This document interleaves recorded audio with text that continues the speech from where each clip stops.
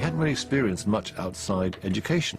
So I suppose in a way that's partly why we wrote more about, I suppose, fantasy lyrics, different situations about life rather than boy-girl things. I was come from a sort of, public school background, very self-conscious, could never have expressed anything like that in a song in those days. So it was much easier to go back to kind of Greek myths and write things like that, So we plundered sort of Ovid and anybody else we could find, and we're all a bit the same, really.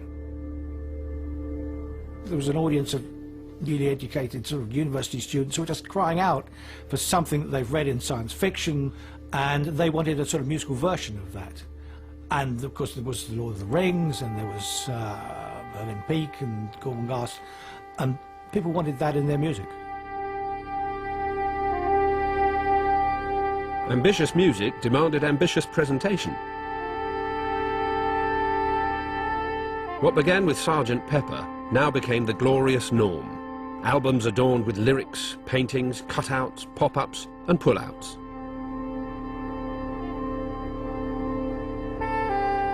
The gatefold sleeve opened like a window onto brave new worlds and provided the perfect prop on which to roll a joint.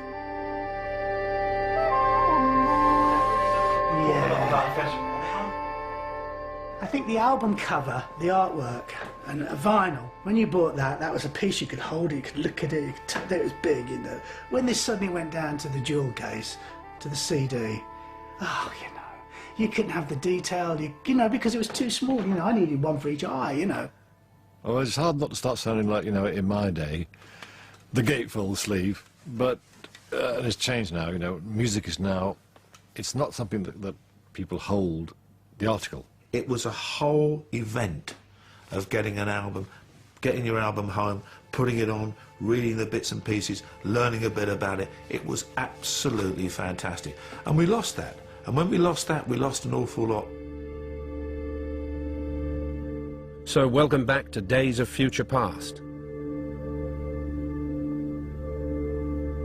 This is the home of Roger Dean, the artist who most successfully translated progressive rock's soundscapes into landscapes. He gave Yes their distinctive brand logo and imagined worlds that at the time still seemed like beautiful possibilities. Whether you're designing just a box of matches, you're predicting one little teeny, minuscule part of the future. I think what's terribly astonishing and disappointing is how little of the promise of the future turned out. In the 60s, people walked on the moon. In the 60s, there was colour television, and no one has gone back to the moon. I think people would have been shocked if they could see the year 2008 from 1968 perspective, at how astonishingly little the world had improved compared to our ambitions and expectations. Had we planned it properly in the 60s, this is how it might have turned out.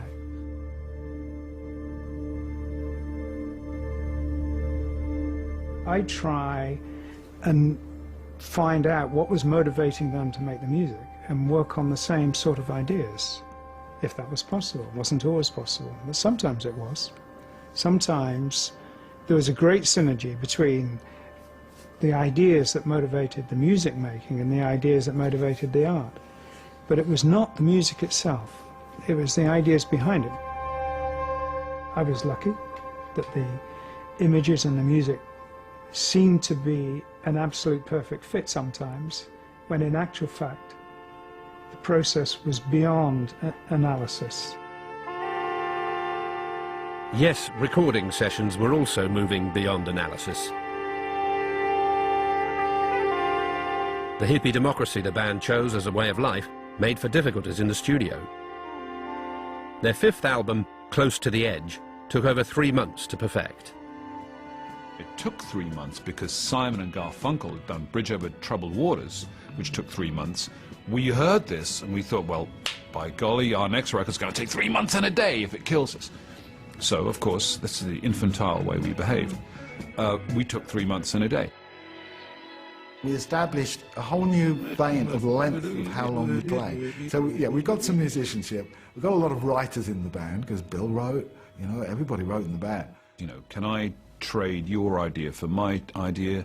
You've got 5 guys writing imagine 5 guys writing a book. Steve said, well, I've got this silly little line that I've had lying around for ages going ding ding ding doo doo doo doo doo doo doo dum dum dum. It was all horse trading, muscle power, strongest guy, thickest skin.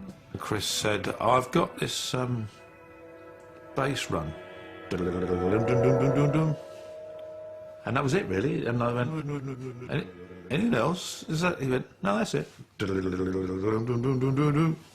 And when we got to what turned out to be, for me, the high spot, which was close to the edge, really, I don't know how that record got made.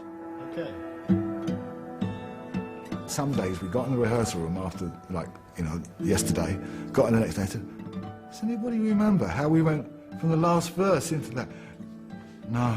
And say, well, I want that bit on the end of that, but I don't want to do it in that key because it works nicely the way I play it on guitar on that. So they'd go, oh, we'll have a cup of tea, Rick. You work out how we go from there to there. We couldn't do a song in 5 minutes, and it went to 10 minutes on the Yes album, and we got to close to the edge and we thought, oh, this just isn't long enough. We can't, this is like a symphony.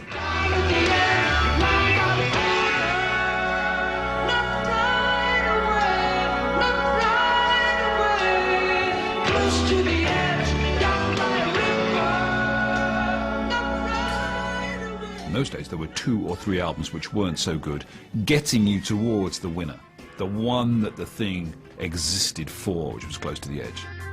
That's the moment you exist for in a rock group, and it's terrific. And you think, that's the cookie, that's the one right there. Done deal. I'm gone. I left them. Bruford defected to the less sunny, less democratic regime of Robert Fripp's all-new King Crimson. In 1972, this was akin to going over the Berlin Wall into East Germany. No papers required, just extreme chops. Everything you've heard about King Crimson is true. It's an absolutely terrifying place.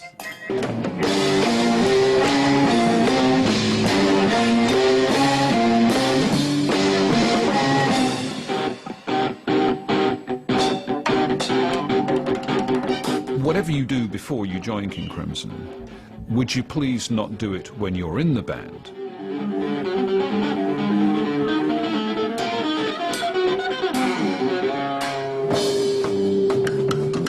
You're required really to develop a new style, if you can, specifically for that group. The implication being that you would play in that way in King Crimson and in King Crimson alone. And yes, was an endless debate about should it be F natural in the bass with a G sharp on top from the organ, or should it be the other way around. In King Crimson, almost nothing was said. You're just supposed to know.